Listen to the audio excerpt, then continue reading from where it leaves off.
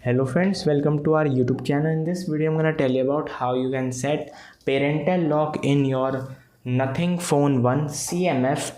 Before watching this video, if you have not subscribed to our YouTube channel, then subscribe to it and like our video. So let's start friends. First, you have to open your settings. Click on Digital Wellbeing and Parental Lock. Click on Set up Parental Lock Controls. And when you just get started, it will supervise this phone remotely with the family link app for parents. Keep an eye on screen time and set limits are limited. Add restrictions to Google services such as approvals or content filters on Google Play. If you just get started, it will see who will you using the device, child or teenager or parent. This is how you can set up it. I hope you like this video. If you like this video, then subscribe to our YouTube channel for more helpful tips and tricks videos.